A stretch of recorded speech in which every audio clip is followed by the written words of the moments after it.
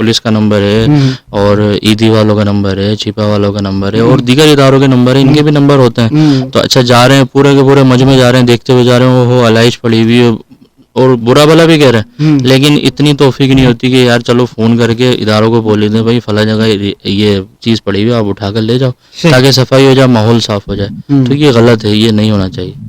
बिल्कुल जनाब, हमें भी अपना रोल प्ले करना पड़ेगा एज ए शहरी, एज ए सिटीज़न। एक अच्छे शहरी का काम भी यही होता है कि वो जो इदारों की जानिब से चीज़ें बनाई जाती हैं वो आपकी सहूलत के लिए किए जाते हैं काम। तो हमें एज ए अच्छा शहरी जो है हमें इस काम को भी अंजाम देना होगा। अच्छा सिद्दीक साहब ये बताइएगा कि एक बड़ा अहम मामला है और चूँकि प्रोग्राम भी आखिरी मराहिल में है कि जब जानवर को कुर्बान किया जाता है, मैंने अक्सर देखा है और बहुत सारी जगहों पे देखा है, शहरों में, गांव में शायद ऐसा नहीं होता होगा कि जो जानवर को ज़िबा करने के बाद जिसका खून है वो गटर में जा रहा होता है। जरा इस हवाले से बताइएगा ये क्या तरीक़ाकार है? हाँ, पाकिस्तान में और गालिबन हिंदुस्तान में कुछ जगहों पर होगा शायद। पाकिस्तान में तो ये है, हमारे यहाँ के घरों के बाहर ही कुर्बानियाँ की जाती हैं और आलाइशें और खून और सब घर के बाहर ही फैल रहा होता है। वरना बहुत से मुल्कों में जैसे सऊदीया वगैरह में है, सऊदीया में मेरे एक हमारे जानने वाले रहते हैं, वो बताते हैं कि हमारे यहाँ स्लॉटर हाउस है। अच्छा। तो वहाँ हमें पता ही नहीं पड़ता कि बकरा ईद है, स्लॉटर हाउस में ही कुर्बानियाँ होती हैं, वहाँ बाकायदा ड्रेनेज सिस्टम है। यहाँ भी ज़ाहिर है खून, ज़ाहिर है जब निकलेगा, वॉश होगा, साफ होगा तो गटरों में ही जाएगा डेफिनेटली। इसके अलावा और कोई जगह ही नहीं है कि जहाँ खून को साफ किया जाए, बहाया जाए। तो उसमें तो कोई हर्ज नहीं है, वो तो साफ हो। लेकिन ये जो आपने बात की और जिसके जवाब में नजम साहब जो इरशाद फरमा रहे थे, इन सब के बैकग्राउंड में भी आसिफ भाई तकवा का ही उनसर है। परहेजगारी आपके दिल में होगी तभी आपके दिल में पड़ोसियों की तकलीफ का एहसास होगा।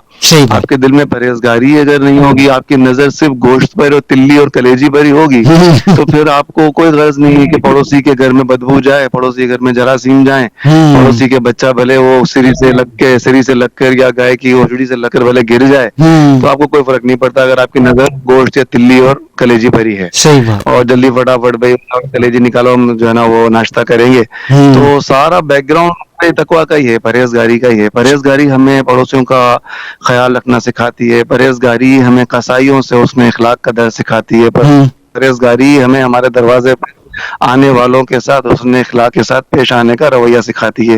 आप देखिएगा जब कुर्बानी का मामला होता है तो हर दरवाजे पर फकीरों की लाइन लगी हुई होती है ना, भीख मांगने वालों की या गोश्त मांगने वालों की लाइन लगी। वो है जो हर जगह से हजारों मन गोश्त लेके चले जाते हैं और फिर वल्लाह आलम बेचते ही होंगे, ज़ाहिर इतना तो खा ही नहीं सकते होंगे ये लोग, तो डेफिनेटली ये बेचते होंगे, कुछ भी करते होंगे क्योंकि ये पेशावर हैं और हर दरवाजे पर खड़े होकर इन्हें मांगना है। लेकिन हमारा क्या काम है? क्या हमारा ये काम है कि दरवाजे पर आने वालों को हम झड़क दें, गालियां दें, धक्के धक्के भगा दें? नहीं, हमारा काम ये नहीं है। अगर जो वो कैसा ही पेशावर है, कुछ भी है तो इंसान ना। और ये हमारा यहाँ पर आजमाइश का मरहला है कि हम किस तरह से टैकल करते हैं उन लोगों को जो हमारे दरवाजे पर बार बार नॉक करके। मैं जो बातें कर रहा हूँ ना, हम जब बाजू का बातें बड़ी बड़ी कर रहे होते हैं, लेकिन हमारे साथ खुद पर जब बीती है ना, जब हमें पता पड़ता है कि हम कितने पानी में हैं। मुझे याद है कि कुछ साल पहले एक बार ऐसा हुआ था ना, तो शुरू में तो बड़ा जब्त करके अल्हम्दुलिल्लाह चलता रहा, अल्लाह की रहमत से, अल्लाह की मदद से, क्योंकि अल्लाह की मदद से ही हो सकता है कि कोई इंसान अपने गुस्से पर काबू पा सके। और स्पेशली इन दिनों में, ये गर्म दिन होते हैं और सख्ती के दिन होते हैं, इसमें हर इंसान का टेम्परमेंट लूज हो ही जाता है। तो एक चाचा मियाँ जो थे वो दरवाजा बजाया, उन्होंने, मैंने कहा बाबा अभी गोश्त बना नहीं, आप थोड़ा सा इंतजार करें ना। तो उन्होंने फिर बजाया, तो मैंने कहा बाबा मैंने आपसे गुजारिश की है कि थोड़ी देर रुक जाइए तो मैं आपको देता हूँ ना।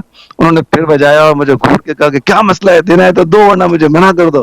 तो मैंने कहा उस वक्त मुझे थोड़ा सा मुझे गुस्सा आया, जो कि मेरी गलती थी। बाद में मैंने उनकी दाढ़ी पात रख के माफी मांगी और मैंने गुस्से का इजहार थोड़ा सा घूर के किया उनको ना, क्योंकि जाहिर है बीइंग ह्यूमन बीइंग जाहिर है ये सारी हमारी फितरत में है कि हमें गुस्सा आ जाता है। तो उसमें मुझे गुस्सा आया, मैंने बाबा को, बाबा ये क्या तरीका है, आप क्या गोश्त मांग रहे हो या बदमाशी कर रहे हो यहाँ पर? तो मैं आपको जब कह रहा हूँ कि गोश्त जब बन रहा है, जब बनेगा तो आपको देंगे। तो वो मुझे बाद में एकदम अल्लाह ने मुझे एहसास दिला दिया कि नहीं बेटा तू गलत कर गया है, मिंबर पर बैठ के बातें बड़ी बड़ी करता है, और अभी जब अपने पर आई है तो गुस्सा कर रहा है। तो एकदम मुझे फिर मेरे रब ने जो है वो दोबारा रिवर्स गियर लगाया, मैंने उसकी गाड़ी में हाथ डाला कि बाबा माफ कर दो और एक काम करो, ये सीरी दे दूं मैं आपको, इसमें मगज है इसमें। बोला हाँ ठीक है मुझे सीरी दे दो। तो वो सीरी उठा के ले गए और मगज वगैरह उसमें निकाला होगा। लेकिन ऐसा होता है बातों का, हम लिख रहे होते हैं, मिंबर पर बैठकर बोल रहे होते हैं, या अभी हम प्रोग्राम के दरमियान जो बातें कर रहे होते हैं, असल इम्तिहान तो उस वक्त होता है हम पर खुद पर बीती है।